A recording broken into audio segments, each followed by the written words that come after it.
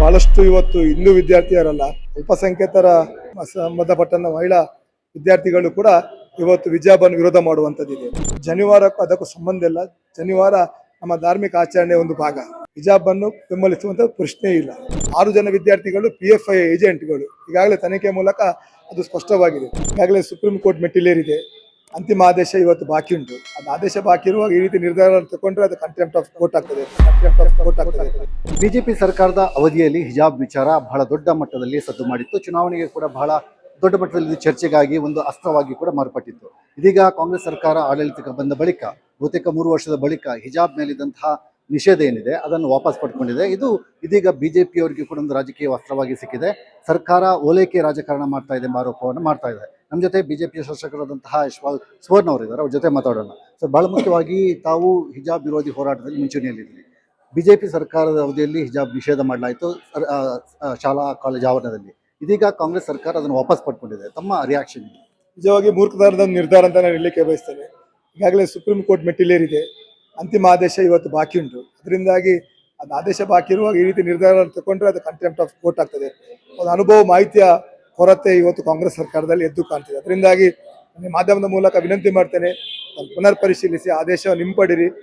ಶಿಕ್ಷಣದ ಬಗ್ಗೆ ಮಹತ್ವವನ್ನು ಅರ್ಥಕೊಂಡು ಶಿಕ್ಷಣ ಸಂಸ್ಥೆಗಳಿಗೆ, ವಿದ್ಯಾರ್ಥಿಗಳಿಗೆ, ಅದೇ ರೀತಿ ಇವತ್ತು ಶಿಕ್ಷಕರಿಗೆ ವೇತನ, ಅತಿಥಿ ಉಪನ್ಯಾಸಕರಿಗೆ ಬಾಕಿ ವೇತನ ಬಿಡುಗಡೆ ಮಾಡಿ ಶಾಲಾ ಕಟ್ಟಡಗಳಿಗೆ ನಿರ್ಮಾಣಕ್ಕೆ ಇವತ್ತು ಬಹಳಷ್ಟು ಶಾಲಾ ಕಟ್ಟಡಗಳು ಇವತ್ತು ಮಳೆಯ ಸಂದರ್ಭ ಸೋರಿಕೆ ಆಗ್ತಾ ಉಂಟು. ಅದರಿಂದ ಬಹಳಷ್ಟು ಕಷ್ಟವನ್ನು ಅನುಭವಿಸ್ತಿದ್ದಾರೆ. ಅದರ ಬಗ್ಗೆ ಚಿಂತನೆಗಳನ್ನು ಮಾಡಿ ಅಭಿವೃದ್ಧಿಗೆ ಪೂರಕವಾದ ಒಂದು ವಾತಾವರಣ ನಿರ್ಮಾಣ ಮಾಡಿ, ಈ ರೀತಿಯ ಗೊಂದಲಗಳ ನಿರ್ಮಾಣ ಮಾಡಿ ಶಾಲಾ ವಿದ್ಯಾರ್ಥಿಗಳಲ್ಲಿ ಜೀವನದಲ್ಲಿ ಚೆಲ್ಲಾಟ ಆಡುವಂಥ ಕೆಲಸ, ಶಿಕ್ಷಣ ಸಂಸ್ಥೆಯಲ್ಲಿ ವಿಷ ಬೀಜ ಬಿತ್ತುವಂಥ ಕೆಲಸವನ್ನು ಮಾಡಬೇಡಿ ಅಂತ ನಾನು ಈ ಸಂದರ್ಭದಲ್ಲಿ ನಾನು ಹೇಳಲಿಕ್ಕೆ ಬಯಸ್ತೇನೆ. ತಮ್ಮ ಆ ಒಂದು ನಿರ್ಧಾರದಿಂದ ಸಾಕಷ್ಟು ವಿದ್ಯಾರ್ಥಿನಿಯರು ಶಿಕ್ಷಣದಿಂದ ವಂಚಿತರಾಗಿದ್ದರು. ಈ ಬಗ್ಗೆ ಕೂಡ ಪರವಿರೋಧ ಅಭಿಪ್ರಾಯಗಳು ವ್ಯಕ್ತ ಆಗಿದ್ವು. ಸೊ ಒಂದು ಕಡೆಯಲ್ಲಿ ಹಿಜಾಬ್ ಅಥವಾ ಧಾರ್ಮಿಕ ಸಂಕೇತ, ಮತ್ತೊಂದು ಕಡೆಯಲ್ಲಿ ಆ ವಿದ್ಯಾರ್ಥಿನಿಯರ ಶಿಕ್ಷಣ ಕೂಡ ಬಹಳ ಮುಖ್ಯ ಆಗುತ್ತಲ್ಲ. ಬಹಳಷ್ಟು ಹಿಂದೂ ವಿದ್ಯಾರ್ಥಿಯರಲ್ಲ, ಅಲ್ಪಸಂಖ್ಯಾತರ ಸಂಬಂಧಪಟ್ಟಂತ ಮಹಿಳಾ ವಿದ್ಯಾರ್ಥಿಗಳು ಕೂಡ ಇವತ್ತು ಹಿಜಾಬ್ ವಿರೋಧ ಮಾಡುವಂಥದ್ದಿದೆ. ನಮ್ಮದೇ ಉಡುಪಿ ಪದವಿ ಪೂರ್ವ ಕಾಲೇಜಲ್ಲಿ ಆ ವಿಷಯ ಘಟನೆ ನಡೆದಾಗ ಬಹಳಷ್ಟು ಜನರು ವಿದ್ಯಾರ್ಥಿಗಳ ಎತ್ತವರು, ನಮಗೆ ಈ ಕಾಲೇಜಲ್ಲಿ ಗುಣಮಟ್ಟದ ಶಿಕ್ಷಣ ಸಿಗ್ತದೆ, ನಮಗೆ ಭಾಳ ನೆಮ್ಮದಿ ಉಂಟು, ನಮಗೆ ಭಾಳ ಗೌರವ ಉಂಟು, ನಮ್ಮನ್ನು ಆ ವಿಷಯಕ್ಕೆ ಕರೆದುಕೊಂಡು ಹೋಗಬೇಡಿ, ನಾವು ನಿಮ್ಮ ಪರವಾಗಿದ್ದೇವೆ ಅಂತ ಹೇಳಿಕೆಗಳನ್ನು ಬಹಿರಂಗವಾಗಿ ಕೊಟ್ಟಿದ್ದರು. ಇವತ್ತಿಗೂ ನಂತರವೂ ಕೂಡ ಉಳಿದ ಎಲ್ಲ ವಿದ್ಯಾರ್ಥಿಗಳು 70 ಜನ ವಿದ್ಯಾರ್ಥಿಗಳ ಸಂದರ್ಭದಲ್ಲಿ ಇದ್ರು. 6 ಜನ ವಿದ್ಯಾರ್ಥಿಗಳು PFI ಏಜೆಂಟ್ಗಳು. ಈಗಾಗಲೇ ತನಿಖೆ ಮೂಲಕ ಅದು ಸ್ಪಷ್ಟವಾಗಿದೆ. ಒಟ್ಟಾರೆ PFI ಅವರು ಇವತ್ತು ಜನರನ್ನು ದಾರಿ ತಪ್ಪಿಸುವಂತ ಕೆಲಸ, ಬಡ ವಿದ್ಯಾರ್ಥಿಗಳು ಶಿಕ್ಷಣವನ್ನು ಪಡಿಬಾರದು ಎಂಬ ಒಂದು ಷಡ್ಯಂತರವನ್ನು ರೂಪಿಸುವಂತ ಕೆಲಸ ಮಾಡಿದೆ. ಅವರಿಗೆ ಬಹಳಷ್ಟು ಸಂಸ್ಥೆಗಳು, ಸಂಘಗಳು, ದೇಶ ವಿರೋಧಿ ಸಂಘಟನೆಗಳು ಅವರನ್ನು ಟ್ರೈನ್ ಅಪ್ ಮಾಡಿ ಯಾವ ರೀತಿ ಹೇಳಿಕೆಗಳನ್ನು ಕೊಡಬೇಕು, ಯಾವ ರೀತಿ ಮಾಧ್ಯಮದ ಮುಂದೆ ತಾವು ಹೋಗ್ಬೇಕೆಂಬುದನ್ನು ಅವರ ಮಾಹಿತಿಗಳು ಕೂಡ ಇವತ್ತು ತನಿಖೆ ಮೂಲಕ ಸ್ಪಷ್ಟವಾಗಿದೆ. ಇವತ್ತು ಅಲ್ ಜರೀರ್ ಅಂತ ಪಾಕಿಸ್ತಾನದಂತ ಚಾನೆಲ್ಗಳು ಕೂಡ ಇಲ್ಲಿ ಬಂದು ಅವರ ಪರವಾಗಿ ಬೆಂಬಲ ನಿಂತಿರ್ಬೋದು. ಬೇರೆ ಬೇರೆ ಮುಸ್ಲಿಂ ಸಂಘಟನೆಗಳು ಅವರಿಗೆ ಆರ್ಥಿಕ ಸಹಾಯ ಮಾಡಿದಂತ ಇರ್ಬೋದು. ಬೇರೆ ಬೇರೆ ರಾಷ್ಟ್ರಗಳಲ್ಲಿ ಅವರಿಗೆ ಪರವಾಗಿ ಬೆಂಬಲ ನಿಂತ ಅಂತ ಹೇಳಿದ್ರೆ ವಿದ್ಯಾರ್ಥಿಗಳಿಗೆ ಅಷ್ಟು ನೇರ ಕನೆಕ್ಟಿವಿಟಿ ಇರುವಂಥದ್ದು ಅಸಾಧ್ಯ. ಈ ರೀತಿಯ ಸಂಘಟನೆಗಳು ಮಾತ್ರ ಅದು ಸಾಧ್ಯವಾಗಿದೆ. ಅದರಿಂದಾಗಿ ಕೇವಲ ಬೆರಳೆಣಿಕೆಯ ವಿದ್ಯಾರ್ಥಿಗಳು ದೇಶದ್ರೋಹಿ ಸಂಘಟನೆ ಸಂಪರ್ಕ ಇರುವುದು ಮಾಡಿದರೆ ಬಿಟ್ಟರೆ ಬೇರೆ ಮುಸ್ಲಿಂ ವಿದ್ಯಾರ್ಥಿನಿಯರು ಇವತ್ತಿಗೂ ಕೂಡ ಶಾಲೆಯ ಬಗ್ಗೆ ಬಹಳ ಒಂದು ಗೌರವದಿಂದ ಅಲ್ಲಿ ಶಿಕ್ಷಣವನ್ನು ಪಡೆಯುತ್ತಿದ್ದಾರೆ. ಸರ್, ಈಗ ಒಂದು ವಾದ ಇದೆ, ಬಿಜೆಪಿ ಕೆಲವು ವಿಚಾರದಲ್ಲಿ ಡಬಲ್ ಸ್ಟ್ಯಾಂಡರ್ಡ್ ಅನುಸರಿಸ್ತಾ ಇದೆ. ಇಲ್ಲಿ ಜನಿವಾರ ಮತ್ತು ಕುಂಕುಮ ವಿಚಾರ ಬಂದಾಗ ಒಂದು ನಿಲುವು ಹೊಂದಿದೆ, ಹಿಜಾಬ್ ವಿಚಾರ ಬಂದಾಗ ಮತ್ತೊಂದು ನಿಲುವು ಹೊಂದಿದೆ.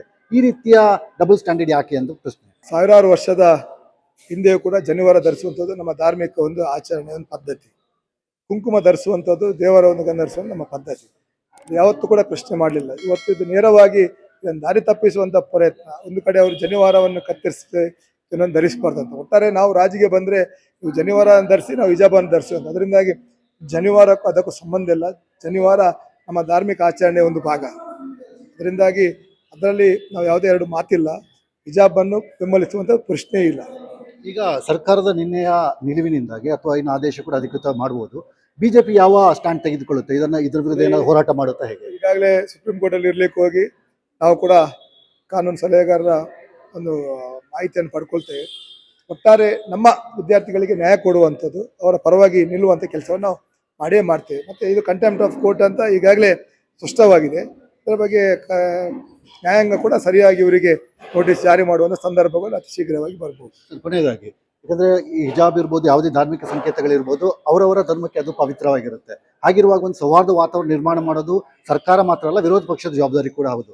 ಈ ನಿಟ್ಟಿನಲ್ಲಿ ಇದನ್ನು ಸೌಹಾರ್ದಯುತವಾಗಿ ಬಗೆಹರಿಸುವ ನಿಟ್ಟಿನಲ್ಲಿ ತಾವೇನು ಬೇಡಿಕೆ ಇಡ್ತೀರಿ? ನಿಜವಾಗಿಯೂ ಶಾಲಾ ವಠಾರಗಳು, ಆವರಣಗಳು ಧಾರ್ಮಿಕ ಆಚರಣೆ ಸ್ಥಳಗಳಲ್ಲ ಅಂತ ಸುಪ್ರೀಂ ಕೋರ್ಟ್ ಈಗಾಗಲೇ ಸ್ಪಷ್ಟ ಮಾಡಿದೆ. ಶಾಲೆಗಳಲ್ಲಿ ಯಾವ ವಿದ್ಯಾರ್ಥಿಗಳು ಯಾವುದೇ ಭೇದ ಭಾವ, ಮೇಲು ಕೀಳು, ಶ್ರೀಮಂತ ಬಡವ ಅಂತ ಭಾವನೆಗಳು ಇರಬಾರ್ದು. ಎಲ್ಲರನ್ನು ಸರಿಸಮನಾಗಿ ನೋಡಬೇಕು. ಅದರಿಂದಾಗಿ ಶಾಲಾ ಆವರಣದಲ್ಲಿ ಇದನ್ನು ಧರಿಸಲಿಕ್ಕೆ ಸಾಧ್ಯವಿಲ್ಲ, ಆಗೋದು ಕೂಡ ಇಲ್ಲ. Thank you. ಸೊ ಇದಿಷ್ಟು ಯಶ್ಪಾಲ್ ಸುವರ್ಣ ಅವರ ಮಾತು. ಕ್ಯಾಮರಾ ಪರ್ಸನ್ ಪರಮೇಶ್ ಜೊತೆ ಇರ್ಷಾದ್ ಉಪ್ಪಿನಂಗಡಿ, ವಿಜಯ ಕರ್ನಾಟಕ, ಬೆಂಗಳೂರು.